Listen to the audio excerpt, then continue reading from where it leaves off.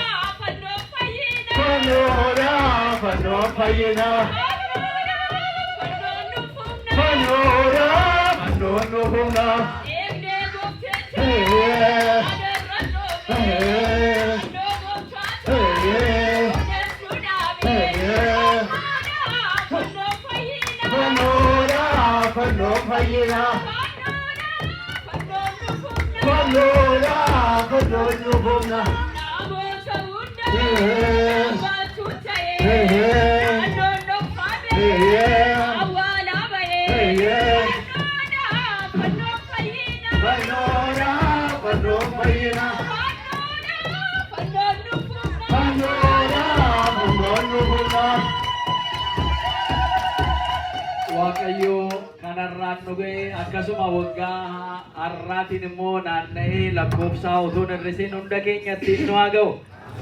Ayyaana keenya ayyaana eebbifamaa nuuf taasisu. Biyya keessaa biyya alaa bakka adda addaa asis kan jiran uummata keenya hundumaa Waaqayyo amaarraa nuuf haa eegu. Eebbi fannoo gooftaa keenya Iyyasuus Kiristoos bakka qaamni isaa irratti boqotee anis sagadaa akkuma jedhe mallattoo fayyinaa godhee isa salphatee ture. Gooftaan keenya Iyyasuus Kiristoos irratti fannifamee kabaja kennee ture. Akkasuma immoo waggaa 300 ol owwaalamee kan ture, kan itti ba'ee itti mul'ate, kan itti boonnu fannoo gooftaa keenya Iyyasuus Kiristoos kana eebba isaa argannee waadaan isaa nurra bulee biyya keenya uummata keenya tokko tokkoon as jirru hunda keenya Waaqayyo nu haa eebbisu.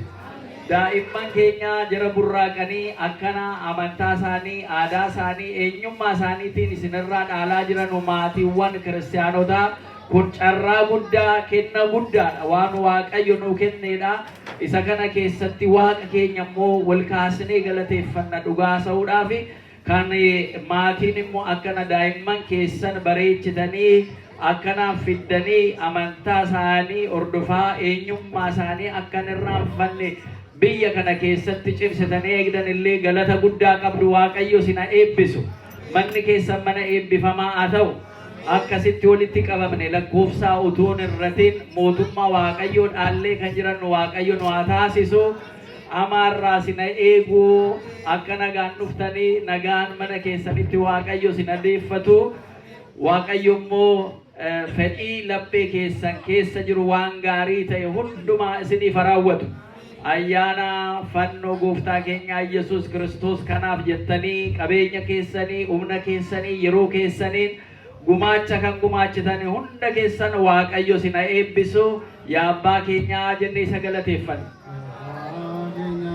Samir ragan jiraatu maqaan kee haa ulfaatu mootummaan kee haa dhufu ayyamni kee samii irratti akka ta'e akkasuma lafarratti haa ta'u kan nu gaafutee keenya irraa nuuf kenni yakka keenya nu dhiisi nutis kan yakkina akkuma dhiisnu qorumsaatti nu galchi hamaarraa nu oolchi malee mootummaan kan keetii humnis galannis bara baraan ameen yageetti keenyaa dubaroo maariyaami nagaa ergamaa qulqulluu gabrieliitiif yaada keetiin durboodha foon keetiin durboodha yaada Waaqayyoo samaa siif galannee haa ta'u ati dubartoota keessaa kan eebbifamte Pareen gadamee sageetis kan eebbifameedha.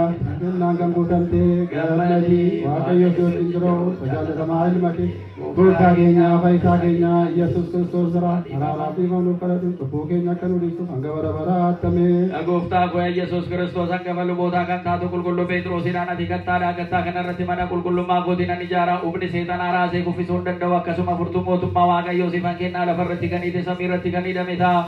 Lafarratti kan hiite samiirratti kan hiikame ta'a akkuma jette tokko tokkoon keenya maqaa keenyaan cubburraa kan hiikamne bilisa kan taane nu taasisi cubbuusa darbee nu dhiisiisa dhufurraa simmoo nu eegi kanaafis yaa Kiristoos nu fayyisennee si'a 12 sagalannaa Kiristoos nu fayyisi yaa Kiristoos nu fayyisi yaa Kiristoos nu fayyisi yaa Kiristoos nu fayyisi yaa Kiristoos nu fayyisi akkasumas maaramiif jedhii Kiristoos nu fayyisennee si'a 12 sagalannaa